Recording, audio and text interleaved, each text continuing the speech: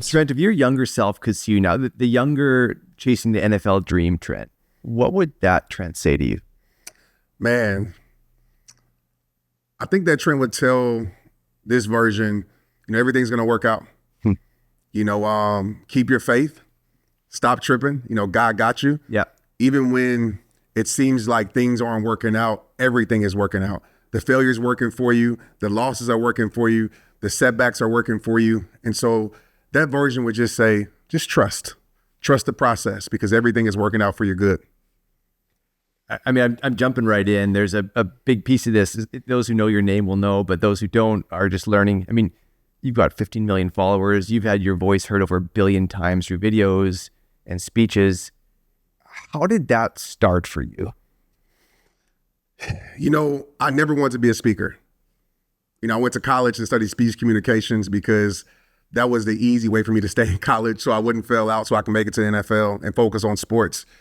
But what I realized, mission finds you. And this mission found me through a rock bottom, through losing one of my best friends to suicide. And it found me. Something I never wanted to do. I'm an introvert by nature. But when the purpose pierced my heart and when I knew that there was something bigger to my life, I listened. Externally, it didn't make sense. It didn't make sense to my friends, my father, my mother. It's like you being a speaker, Trent, you're introverted. It didn't make sense. But it made sense internally. So I followed my internal alignment.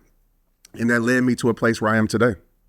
I got chills as you were saying that. Like I'm an introvert. I didn't speak to people growing up. I mean, I was so shy, and still to my day. I mean, that's my nature. And now I speak for a living as well. And it feels like, when the purpose gets in front of it, when it feels like there's something to say, there's a reason to say it. I've heard you talk about losing your friend to suicide. Yeah. What's on your heart with that? Losing my friend to suicide showed me that there's a lot of people that are smiling for the cameras and dying behind the scenes. A lot of people that look okay externally, but internally they're breaking apart.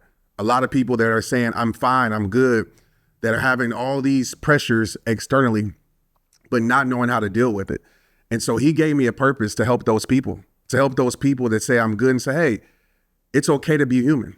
It's okay to have your moments. It doesn't take away from your expertise. It doesn't take away from your greatness. Your humanness is actually the most powerful thing that you can own, that you can possess, that you can connect with, because that connects you to others, the human experience. And so it's really gave me a mission and a drive to help people become transparent, because transparency leads to transformation. You've reached so many people around the world, and you'd think that that's something that people would have grabbed hold of already, that they could just be themselves. Yeah. But we're stuck. Somehow we get stuck. What do you hear from people when they're making that transformation or dreaming of making that transformation? They're so afraid to be judged. They're so afraid to be human, because this world with social media, even before social media, this world pedestals perfection. You have to be perfect to be great. You have to be perfect because that's all we see. We see people in their highlight. We see sports players in their highlights not knowing the struggles that they have off the court or off the field. We see celebrities in their highlight on screen or on radio, not knowing what they're dealing with outside of those things. And so people feel like if I can't be perfect, then I'm not worth it. If I can't be perfect, then nobody's going to accept me. What I tell people is perfection inspires, but purpose transforms. You're meant to be a human.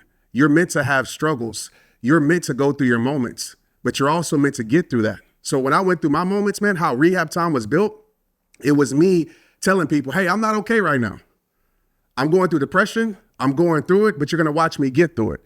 And that gave me more credibility to my audience because they saw I wasn't just talking it, I was living it. Because I think that's, the real part of your story, right? You talk about perfection and what the pressure that comes with it. I mean, you were trying to make it in the NFL. I mean, this is perfection and that pursuit at its highest. Yeah. What was that like when that dream started to fade for you?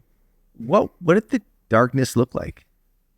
The question I kept asking myself is, who am I? Because since I was 3 years old, all I've been was Trent the athlete, Trent the baseball player, Trent the football player, Trent my friend that plays for such and such. And so I wrapped my significance around that. I wrapped my identity in that. So when I lost it, I feel like nobody cared about me. When I lost it, I feel like I had no worth. When I lost it, I felt like I had no purpose in this world. And so it took me going to my darkest moments to find my truest light. There was a time in my room, and I'll never forget this. 2008, I just got cut from the Seahawks. I'm in my parents' house because I don't want to go out. Everybody knows me. Why are you here? It's December. Aren't you supposed to be in Seattle? So I suppressed myself. And anything you suppress, it will turn into depression. Looking around my room, all the trophies, all the jerseys, see my 1-year-old son. And I said, man, is this it? Is this the Mecca of my life? And something inside of my soul said, it's not it. It's just the beginning. And there was no external evidence of that. I had to trust that internal knowing that this was it. And from that moment on, I decided to start rehab time, not for motivation, not to inspire, not to write books, but for me, to rehab my life, mind, body, and soul. I started getting into personal development because I wasn't reading books. I started taking my fitness to a deeper level. I started getting in love with nature. I started getting into my word, my faith, and that changed everything for me rehabbing my life. You know, I think so many people will hear that because they feel it. I mean, either they're in their room right now and they're suppressing, they're hiding from something, they're scared, but they know that there's something more. And you took that as fuel and you built rehab time. A lot of people still get stuck at that stage. Like what's the difference in that moment where you say, I'm building my way out of this versus I'm just stuck? You got to find mission. Mission and meaning will change your life. Mission and meaning will pull you through any hard time, will pull you through any limitation you put on your life, will pull you through any lack of support, any lack of belief from yourself or from others. You got to find mission. And a lot of people think that, you know, I got to find a why or I got to find, you know, this reason, but it's mission. You find the who. You know, one of my good friends just told me, he said, you're most qualified to serve the person you once were. And so now it makes sense. Everything that I went through was purpose. Every loss, every setback, every sleepless night, I went through that because purpose, we think is just for us. Your purpose is for everybody else that's meant to benefit from your life in a positive way. So now that brought healing and understanding to my past. Oh, I had to go through this in order to help people get through what they're going through. I was mentioning, you know, we come from a similar industry. You know, Motiversity is a motivational brand. We run motivational channels, and we use that word motivation because it feels like it's an easy label, but really it's about reaching millions of people and in a way that can speak to their lives where they're at. And you know, if they're already climbing the mountain, awesome, keep climbing. But if you're on the couch and you need something, and you were one of the first voices to really, I don't know, see it, understand it, and speak to people in that way. What were you? I mean, you said you were building it for yourself, right? And in fact, Motiversity was built the same way. It was built for the founder, Joel. Why did words help you? And why did you, for someone who's introverted, use words to get out of what you were in? Well, words have always been a part of my creativity. I'm a writer. You know, I'm an artist. My father raised me in that. I mean, my dad is probably the ultimate artist and writer. And so I've always, whether it be through music, whether it be through poetry, I'd always would write.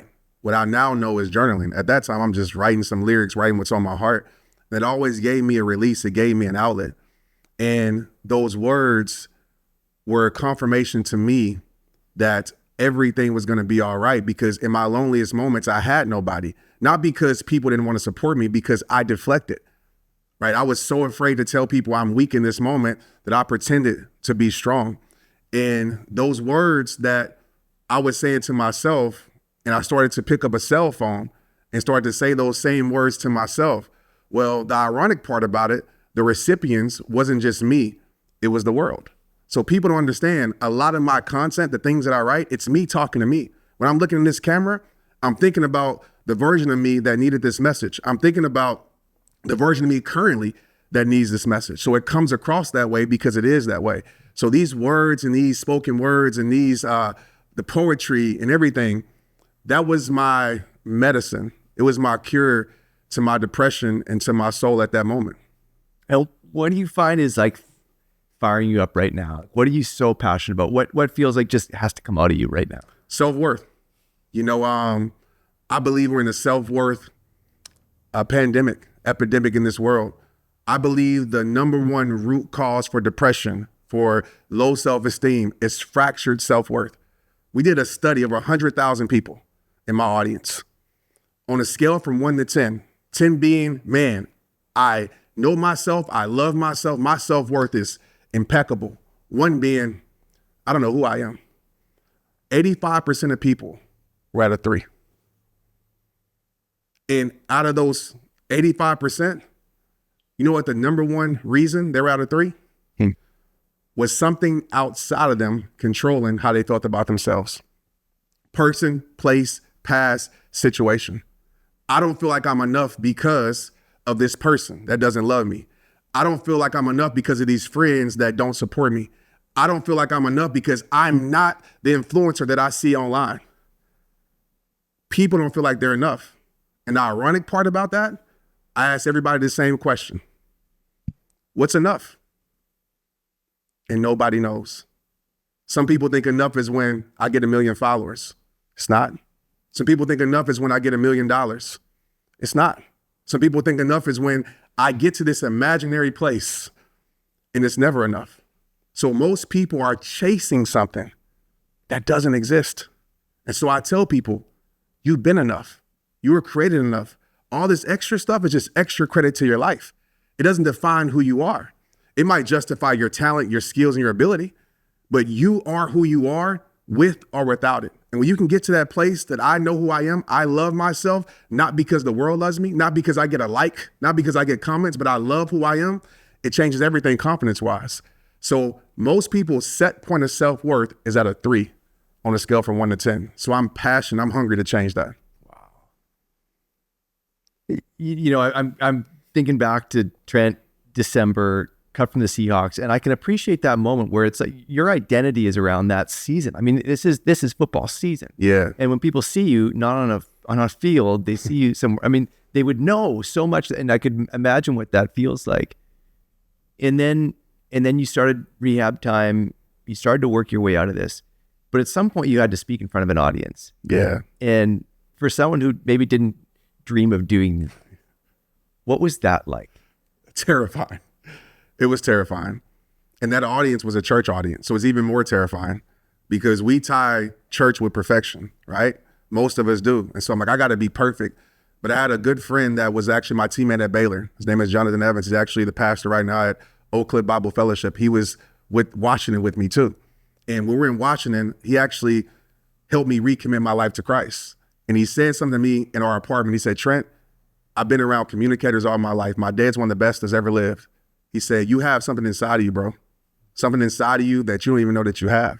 So he calls me randomly and says, hey, come speak. And I'm like, I'm not coming to speak. At that time, I could rap. So I'll do poetry. I'll do a spoken word. I'll even rap. He said, no, I want you to speak. 5,000 kids. He said, you have 5 minutes. And my stomach was like crumbling. 5 minutes? That's too long. Like, I can't hold a stage for 5 minutes. So I just did what I studied. Okay, have an intro, have 3 points. So I wrote these things down. I memorized it. I get to the stage. I look out and I see kids just looking at me like, what is this dude about to say? And I forget everything. In that moment, it taught the skill set that I have now. I said, Trent, you have a choice. You can sink or you can swim. You have a choice. You can go from the heart or you can try to go from this. And I said 3 words that I say every time, even before we did this interview. God used me. And it gave me the confidence to speak from my heart.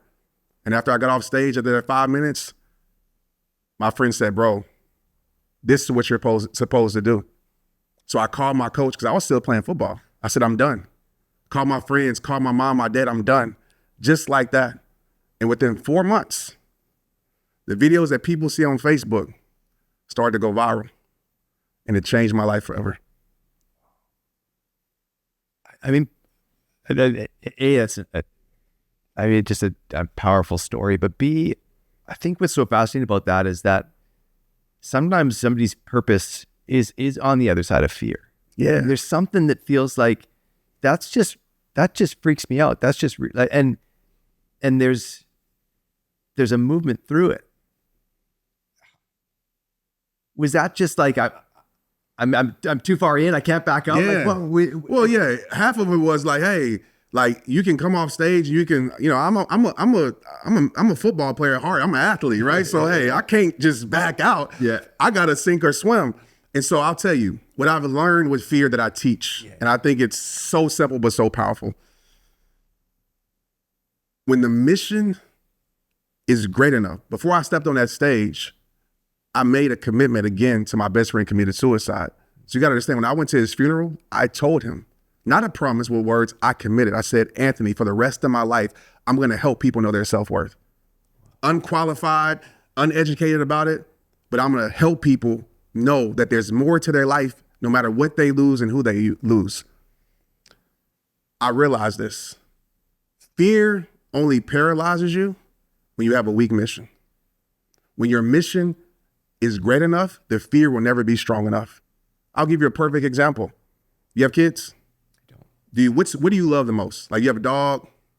I love helping people help themselves. Okay, cool. Are you a guy that if you've seen something that somebody needed help, you would help them? I hope so. Right, hope so, okay. So I'll put it on me. So I have kids, right? And I'm afraid of most animals. Like, I'm a nature person, but I don't always love the things in nature. I got golden doodles, so that lets you know. But how I want to illustrate this point about the mission being strong enough, the fear will never be great enough. If my kids were outside and a tiger was out there, you better believe I'm not the guy that's like, hey, kitty, hey, tiger. I'm like, man, I'm afraid of tigers. But if my kids was out there, you better pray for the tiger. Because I'm going out there. Is the fear still there? Hell yeah, it's still there. But you know what? My love for my kids is so strong, I can't feel fear. And it's the same thing with what I do on stage. Is the fear of speaking still there? Yeah, but I can't feel it because I'm so in love with the mission that I go through it every single time. As an athlete, is the fear of playing in front of 100,000 people still there? Yeah, but I love that sport so much, I didn't feel fear. So most people's problems that are being paralyzed by fear is that their mission isn't strong enough. Because if it's strong enough, you will break through fear every single time. So if you just change what awaits on the other side of fear and make it strong, you will walk through the door of fear every single time. Trent, I mean, I feel like I'm at an age where I've got so many friends who are parents, and I can see them. They're fearless. I mean, if it comes to their kids, they'll walk through fire. I mean, they'll do whatever it takes. But then there's that thing that feels like, I don't know, that meeting or that job or that move or whatever, and they're stuck by it. And it's amazing the way you put it. If that mission is stronger on the other side of that fear, it'll get you through. And I think that parents will hear that. I mean, they can feel it in themselves. And most people don't. The problem that I've seen, and this is probably gonna step on some toes. The number one thing I see in people who are not consistent with the thing that they say they want to do, I realized two things. Number one, it don't mean that much to them. I've seen people say, I want to be a speaker. You just want to be a speaker because you think money's involved, because you want to be popular. I promise you, when those things don't show up because they want it at first, you're going to quit. And you're going to be a professional quitter. You're going to bounce around. We all know people that are doing one thing this week and the next thing another week. Nothing against that. I'm not trying to judge you. But I love you too much to keep you the same, so I'm telling you some truth. But I realize that number one, it don't mean that much to them. That's not most people, that's some people. But number two, they don't understand how much it's costing them not to show up. So with my kids, I know if I don't show up, I know exactly what it's costing me. I know exactly if I don't go out and fight that tiger, it's gonna cost my kid's life. The problem with people's dreams and ambitions and jobs, they never experience a success. Their faith is so small that they haven't created the outcome. They don't understand the opportunity costs. Every person that's consistent, that is obsessively consistent, they understand exactly what it's costing them not to show up. So people say, Trent, how have you created over thousands of videos for the last 16 years? I know exactly what it's costing me if I don't show up. I know there's hearts that need my message. I know it's costing me, man, purpose, impact. And I feel that. So every time I wake up that I don't want to do it, that I don't have motivation,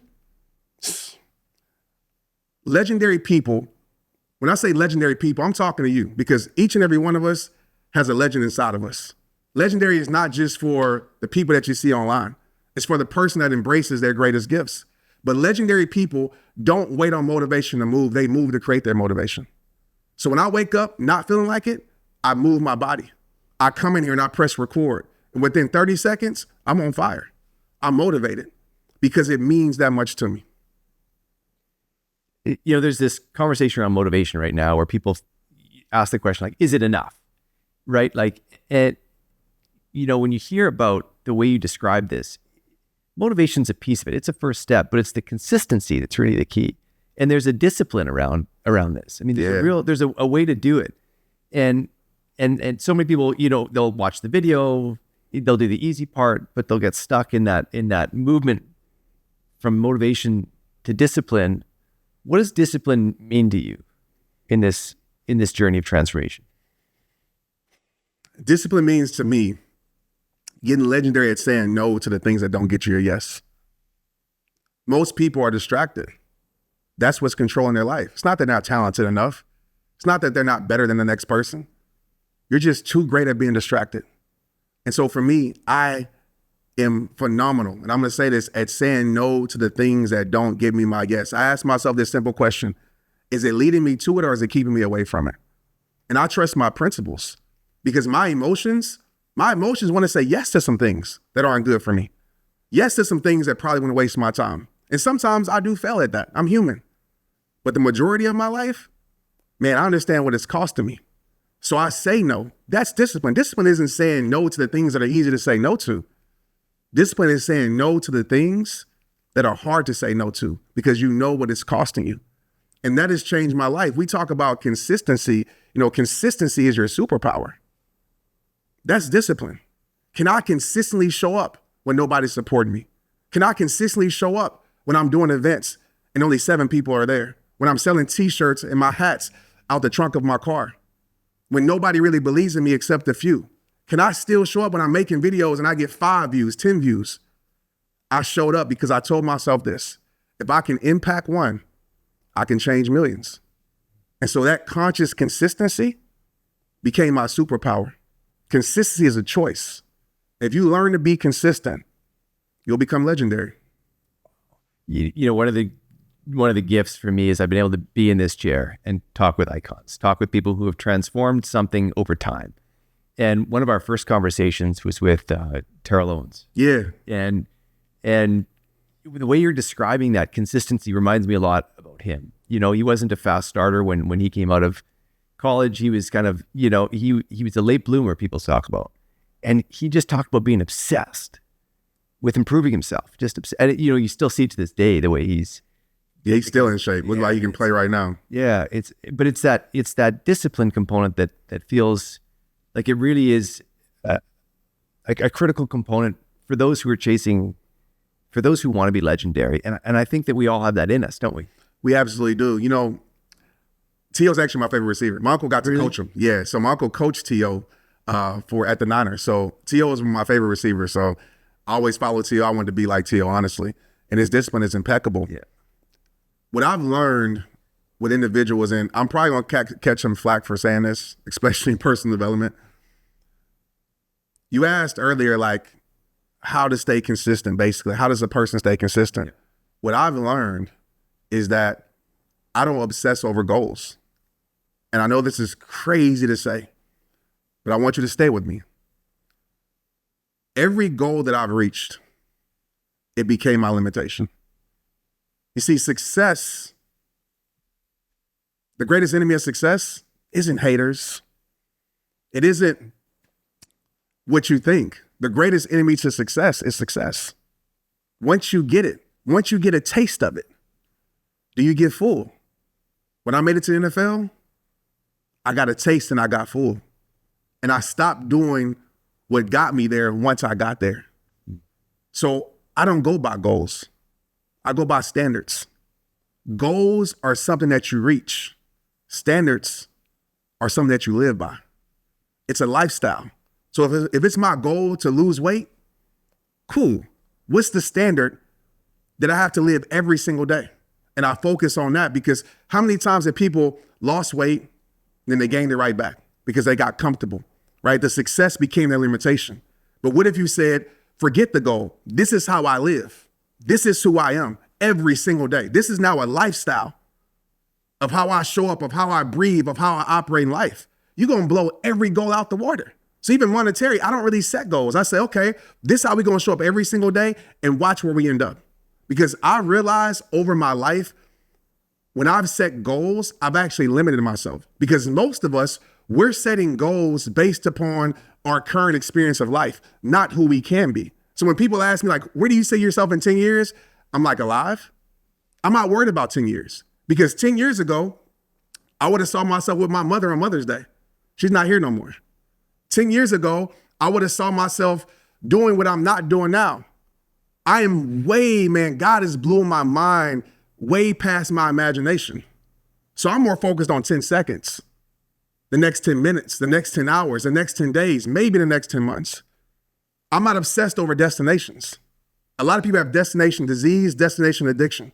They're so obsessed on being at a place that's probably going to move anyway.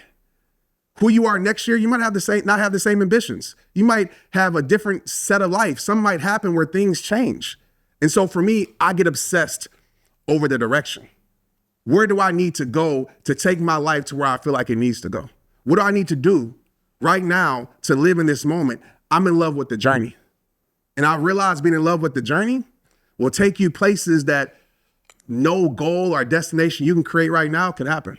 I have relationships that I couldn't have planned out. I have opportunities, even this, that I couldn't have planned out. But all I did was do the work to put me in position to have these great opportunities. So I live all the time, journey over destination. So many individuals are so obsessed with the map. It's like, I need a map. I need a map. I need a map. But what I realize is that the obsession over the map, used on individuals, it's kind of a default. It's kind of deflection, because those same individuals that are obsessed over the map won't even take a step on the journey. Forget the map. Just take the step and then take the next step. And what the journey is always loyal to, always, is bringing your life what it needs once you honor the action that's in your soul to take. And then when you look back, that becomes the map because you created it. Standards. I started this by saying, Trent's reached 1 billion people with his voice, 15 million followers. What I see when I look at you is 1,000 videos, because I know what that takes. Yeah. To get to 1,000 videos. Like, it's one thing to reach that many people. I mean, you've got a gift. You've had a gift since you started with it. But the gift can get squashed if you don't have that consistency. I mean, 1,000 videos, man. Just, there's something driving you. And I think that everyone's searching for that inside themselves, where they just feel like, I would run through a wall to do this. How does somebody find their own standards? Is that they already know is there and they just need to let themselves accept it? Or do they ask themselves a certain question? The question I ask myself is, how do I want to be remembered? What do I want my kids to say about me? I'm obsessive over this, and it might be kind of morbid, but I think about when I'm no longer here. What are people going to say? Are they going to make up things that weren't true about me to make me seem good at my service? Or is it going to be consistent? Man, Trent was this. And so that consistency let me know what I really wanted to care about. Let me say it again. That consistency let me know what I should care about. And I live my life based upon that. And so I would ask people right now, like, how do you want to be remembered? What's the impact that you want to make? Again, lead with mission. What's the problem that you want to solve? What's the thing that pisses you off that you want to change? For me, it was mental health. For me, it was men being in silence of what they're going through. For me, it was athletes losing a sport and not doing anything after that. For me, it was people losing a relationship and taking their life. That anger me in a positive way to say, you know what, there's a heart out there that needs my message that has no idea Trent Shelton exists. That's why I wake up every single day. Yeah, I reach millions of people, 16 million, all these numbers, cool. But there's one, you know what number is more powerful than 16 million? The one person I haven't reached. And that's what keeps me going every single day. So when you find that, you'll find success. Success, my friends, is not a status in society. Success, I believe, is fulfillment in your heart. I'm living fulfilled, man. I love my life. Doesn't mean I don't have my struggles. Doesn't mean I don't have my moments, but I love my life. And there's no doubt in my mind that I'm doing what God created me to do. You touched on for a minute there. I mean, I can feel the passion. I can just feel the energy that comes off you. And you touched on men suffering in silence. And usually when I talk about self-development or personal development, I just think people, I think humans. But there is something happening with men as well. Yes. So a lot of men suffering in silence. What's happening there? I think it's society and how we've been programmed to be. We got to be strong. We got to be tough. And I always use this analogy. You know, we think strong is like the guy in the gym that we admire, has all the weights and crushing it. But with bad form. He's sacrificing his body to impress other people.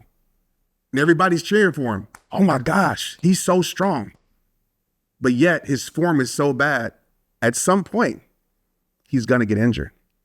And it's the same in this world. We champion the mentally tough guys that are running through brick walls, that are just fighting. And I believe in perseverance. I believe in endurance. I believe in being steadfast. I do. But I also believe in taking a break. I believe one of the most important recipes to success is rest. I believe in protecting your peace. I believe in saying, hey, I need a minute. I need time off. That isn't weakness, that's strength. Weakness is trying to hide and trying to say you don't have any problems. That's weak. A mentally tough and strong person, they know themselves. They're able to say, hey, I need to pull back. I need a moment so I can come back better than what I was. It kind of reminded me with my Achilles when I ruptured it. I actually had 2 surgeries because I was being mentally tough. I went to Bali and I said, I'm gonna walk around on it a month after surgery. I'm a coach. I fell off my scooter, injured it again because I was mentally tough. But if I was mentally smart, I would say rest. Go through the rehab process, because if you do the rehab process right, you're gonna come back stronger than what you were before you got injured. So being mentally smart, I feel like it's the thing that men need to grab onto. Right? It doesn't make you strong because you run 1,000 miles a day. If that's what you do, cool. I love doing that. I love working out. It doesn't make you tough. What makes you tough, what makes you strong, what makes you real is being in tune with who you are and knowing what you need and knowing I can be vulnerable, because what you suppress will kill you. There's a lot of men that are going through functional depression that on the outside, it's all success. It's I'm taking care of work. I'm handling business. I got to do all these things because you feel like that's your role. You're not meant to be a role model. You're not meant to play a role. You're meant to be a real model. I want to show my kids that, yeah, dad lost mom and it's hard, man. And it's okay if I cry, because guess what? I still can be legendary. I still can wipe the tears off my eyes and still kick your butt. You know what I mean? Not my kids, obviously, but people, you know what I mean? I'm still a tough guy. And I'm not trying to advocate violence, nothing like that. But you know what I mean? It doesn't make me weak because I cry. It doesn't make me weak because I have my moments. It makes me real. And if I can deal with that, if I can heal, if I can heal from my trauma, if I can have an outlet for my pain, if I can have conversations with different men and open up and not feel judged, if I can have this safe space, oh my gosh, how more incredible would I be, and how much more space would I have to freely be who I am? And I feel like as men, we need that space. We need the safe space to say, I'm not okay. It's okay. And you don't have to stay that way, but you have to admit what you're dealing with, because if you don't admit it, you can't fix what you're not willing to face. You'll never win your war by running from your battles, ever. So you know what? Put your boots on, lace up your combat and say, I'm going to work on my mental health. I'm going to win that war up here. And when you win that war up here, externally, everything becomes easier. You got to do the work. Do you let yourself cry? 1,000%. I cry on lives. I cry on stage. probably every time I'm on stage. When I'm talking about my mom or when I'm not talking about my mom. Because I can look out in the audience and I can see people crying. I can see people being changed and being understood in a way that maybe they have never been understood. I don't mind. It doesn't take away from my brilliance or my expertise. It doesn't take away from my brand if I shed tears. It actually humanizes me. And that's the greatest thing that you can do for something that you're building, because now people say, oh, I see myself in you. Oh, you gave me permission to be who I am. And that's what I do. I give people permission to be their real selves. So if you want to cry, cry. You want to laugh, laugh. That's the human experience. Can you tell me about your mom? Yeah, I can, man. What do you want to know? I just, you know, as soon as you said that, I could see something in your eye. My mom was everything and is everything. You know, I try to refrain from saying lost because I really gained. I gained somebody on the other side that really got my back. And since she's been passed and transitioned, it's like I have a superpower. And I miss her physically every single day. I have my moments like grief is a sign that you love deeply. And I'm like reminded that, man, I want to text my mom today and I can't. And that's the hardest thing. But I'll tell you when everything changed for me with my mother after she passed, I was going through it. I was angry. I was angry at God. I didn't want to create content. I'm like, I'm this guy to the world and this happens to my mom. You know, I almost felt a rage. And I said, I wanted to give up. But my mom was so proud of me for doing this because she spoke this into my life when I was like 4 years old. I would go with my mom to conferences because I was the youngest. My brothers wouldn't go. It was just me and her. She would bring me to these conferences with speakers and she was planting the seeds at an early age. And I had a moment about a year after she passed because I was struggling and I was open about it. But I was in my bathroom and I looked myself in the mirror and I said, man, Mom can't rest in peace because you're not living in peace. You see, my mom, and like most mothers, they worry. They want to know if their kid's okay. And my mom fought for 6 months in hospice because there were certain things in my family that she wanted to know was okay. And when it was okay, she transitioned 24 hours later. And so I said, Mom, I'm going to live in peace. You ran your race. And it's selfish of me to want you to continue to run when you reached your finish line. And I realized that she gave me the baton. I realized the baton is in my hands and that was my job to run this race. And the race isn't about anybody else. It's not about other people understanding my grief and other people thinking I should be over it or whatever it may be. This is my race. And sometimes the race is slow. Sometimes the race is a break. Sometimes the race is trailblazing. But I got to run my race because she sacrificed too much for me not to further the lead for the Shelton last name. So when I finish my race, I want to hand the baton off to my kids and say, hey, you got the lead on life. I did everything I could do. I furthered with Honey. That's my mom's name. What she did and what she gave me, what my grandmother gave her. And now it's my job to give you the lead on life. And so that's why I run every single day. Injured, hurt, happy, strong, weak at moments, I'm still running because it's my honor to keep going what my mom has started.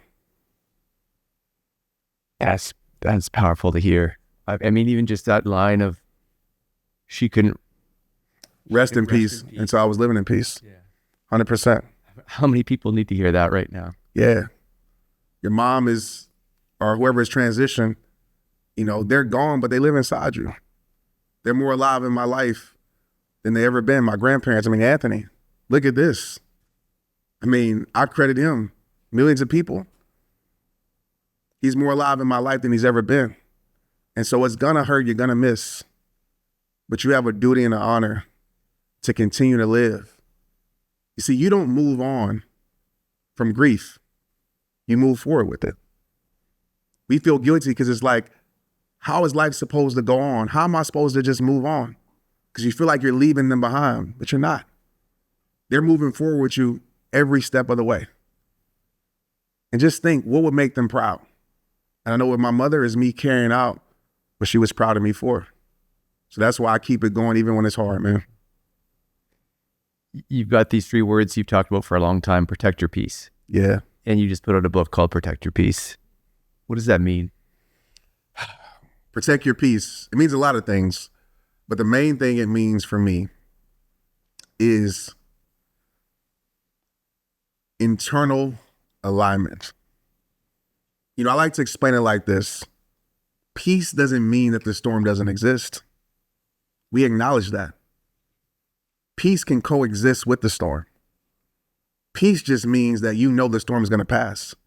You know the storm is purposeful too. Peace doesn't mean that chaos isn't going to live around you. It just means that I'm not going to let the chaos around me kill the calm inside of me. So peace is my pinnacle. Peace is my pursuit. Peace is everything. I want peace in my life. When I prioritize peace, it changed everything for me. I set better boundaries. I lived in my mission more.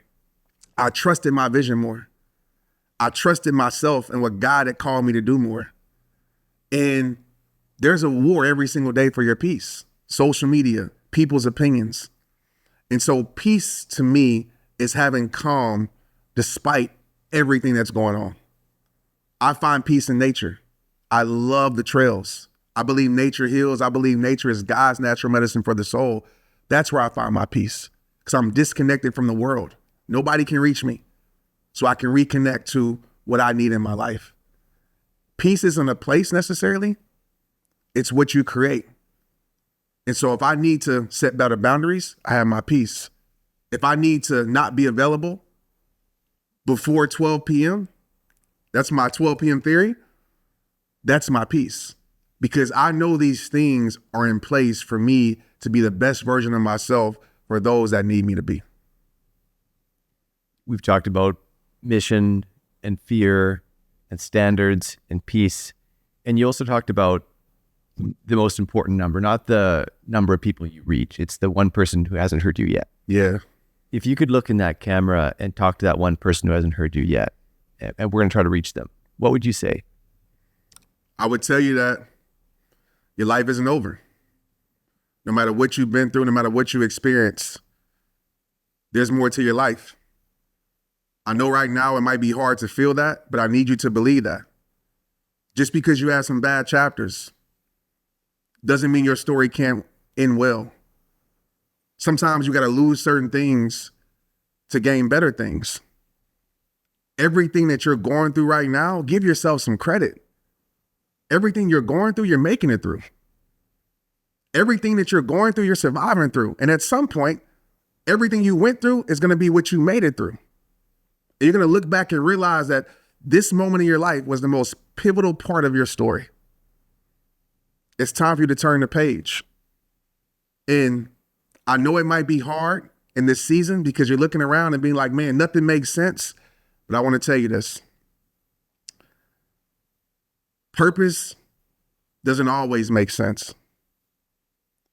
Growth doesn't always make sense. What's coming for your life doesn't always make sense. But I promise you, if you keep moving forward and you don't give up, it will all make sense.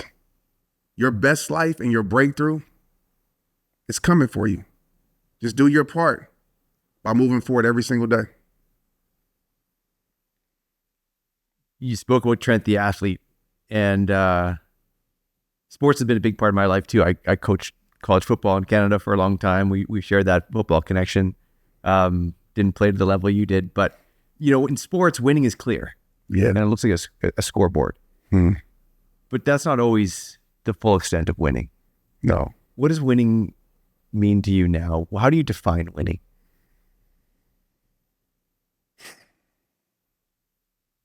The thing that comes to my heart right now in this moment is what my ad says. Giving tomorrow a chance. That's winning. Winning the moment. The moment that fear might be winning. The moment that insecurities might be winning. The moment that you might be going through your hardest time. But you say, you know what? Today wasn't my best. But I'm going to give tomorrow a chance. In my relationship, in my business, in my dream, in my life. That's what winning to me is.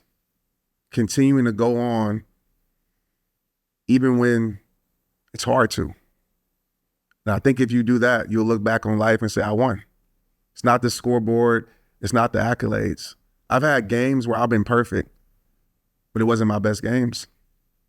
My best games is when I've tried, I failed, I kept going through, because that built something inside of me that no success could have built. Those imperfect moments built something inside of me that no perfection could have built. So I'm grateful for those storms. I'm grateful for the rain. Winning just means that I'm not going to give up. I'm going to give it tomorrow another chance. I've never heard of a best game talked about like that. And I think, probably that hits a lot of people because they aren't living their perfect life right now. But that doesn't mean they're not living towards their best life. That's right. Wow. What's the lesson that's taking the longest to learn?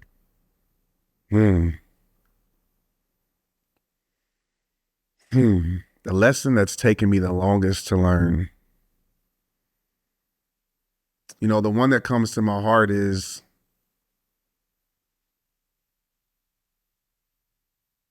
that you're meant for this. And there's times where I question, even with all the lives impacted, I still have my little imposter syndrome that's like, are you really meant for this? Are you really making an impact? And so the lesson that I've learned is to trust, even when it doesn't make sense, even when you don't understand, to trust regardless that you are in this position for a reason.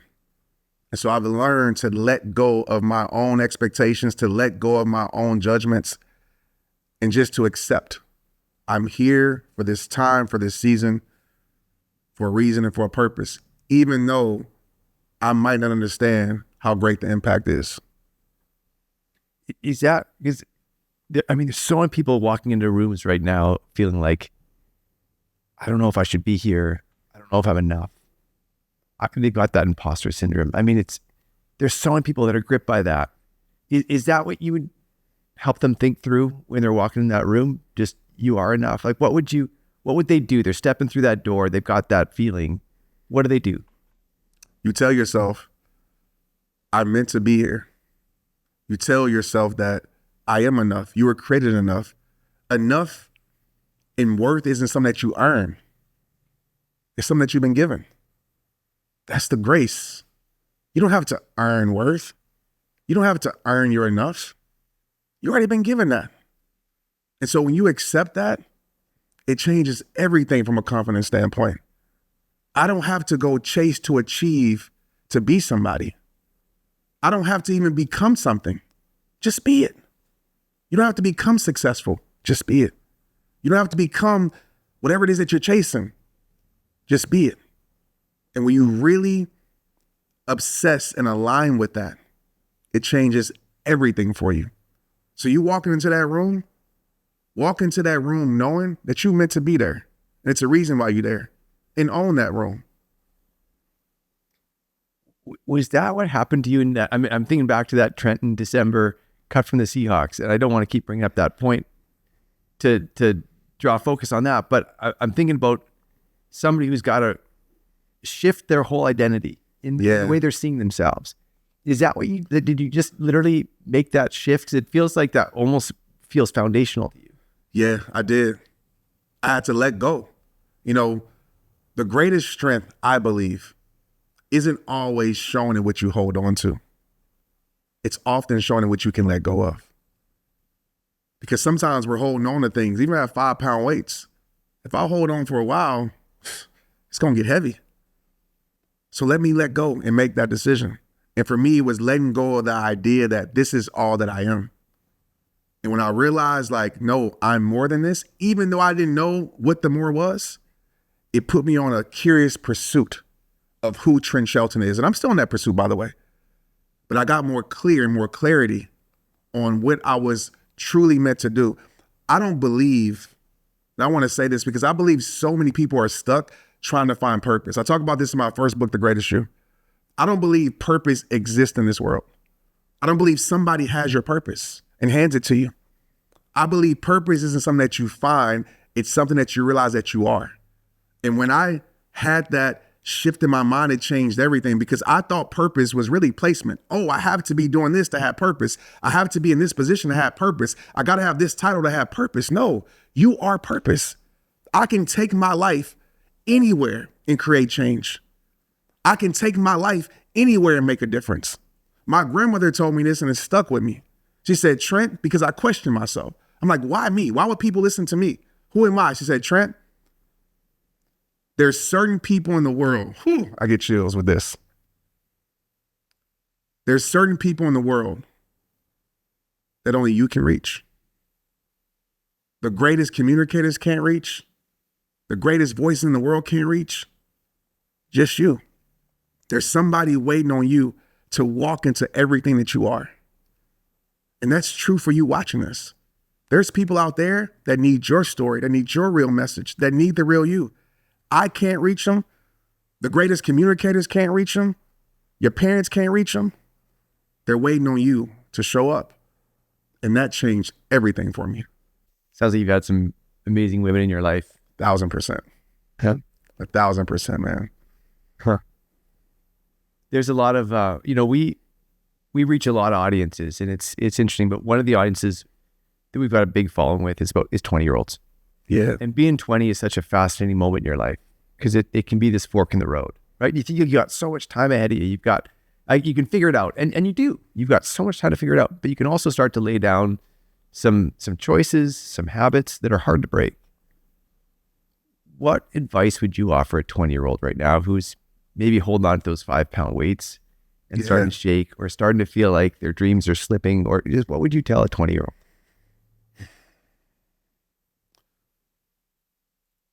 I would tell that 20-year-old that failure is only when you stop trying.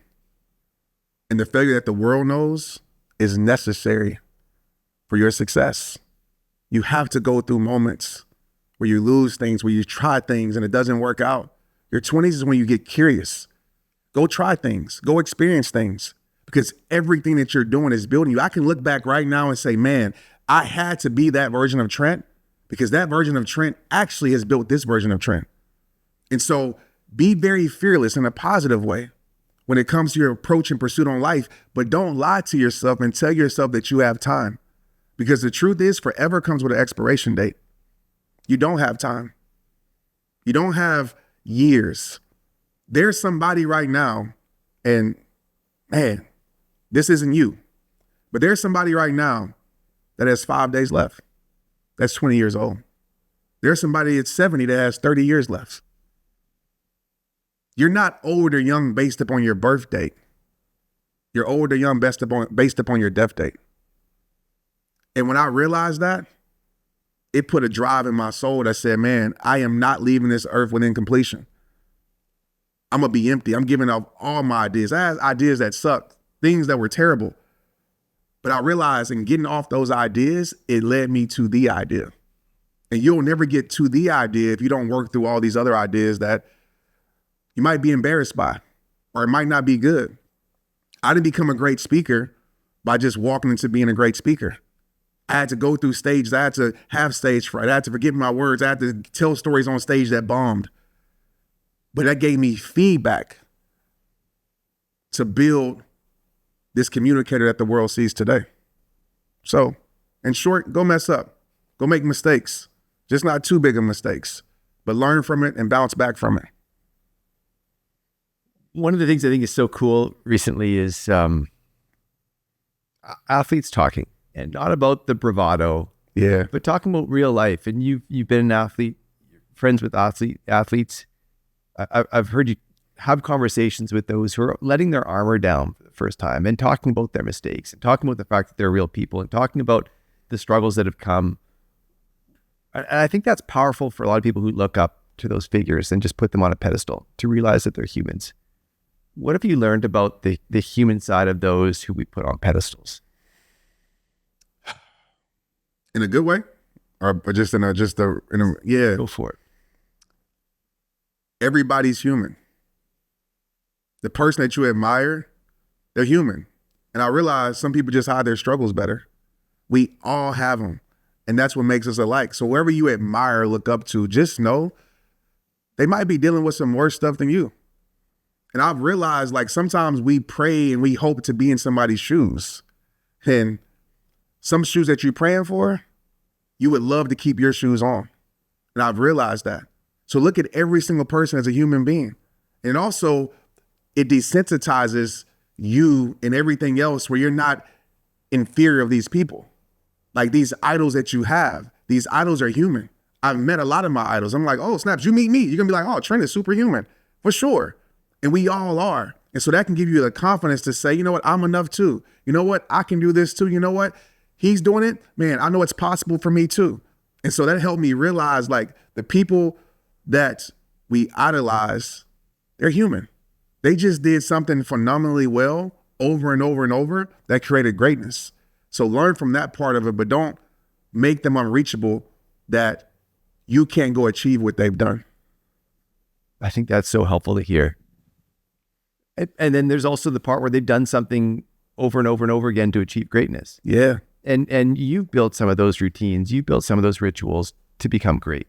Right. What are those things that you rest on every day that helps you become great? Coming in here and pressing record. There's not a day, besides the weekends, that I don't press record. Whether it's talking to my phone, whether it's putting the reps in my car. People think the reps is only on the stage. Now you could put reps. The most important reps are when you're not on stage. That's where you find your gift. That's when you find your purpose. So me pressing record, whether the content is good, bad, whatever, I realized that despite my judgment of the content, every piece of content I put out is impactful. Somebody needs it. So that's a ritual that's really helped me stay in my purpose. Another ritual I have is my 12 p.m. theory. I'm unavailable to the world before 12 p.m. If it's not purpose, if it's not my family, or if it's not an emergency, it's going to be very hard to reach me. I'm not a slave to requests. I'm not a slave to text messages. I'm not a slave to emails. And the reason being is because I need to be the best me I can be and the most energized version of myself when my kids show up at 3:00 when they come home from school. There were times, man, where I was giving my all to everybody else. And when the kids come home, Dad, I want to play. I'm tired. My kids ain't going to remember that Dad was working from 6 a.m. to 2 p.m. to provide them a life. All they're going to remember is Dad was tired. And I refuse to be remembered by my kids like that. I teach something that might help people called energy multiplication. Some people think, and everybody's different, but some people think do the hardest thing first. Sometimes that's true for me. But most times, it's not. I do the thing that's going to create the most energy first.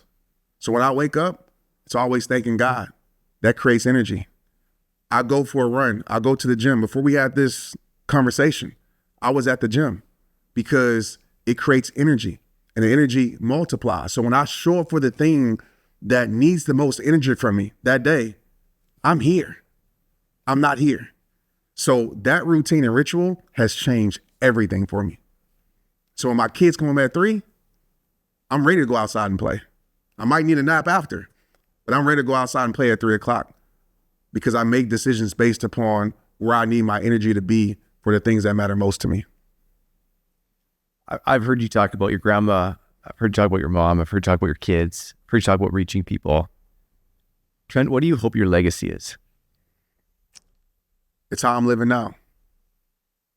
I don't believe legacy is what you leave, it's how you live. And how I'm living is to help people know that they're enough.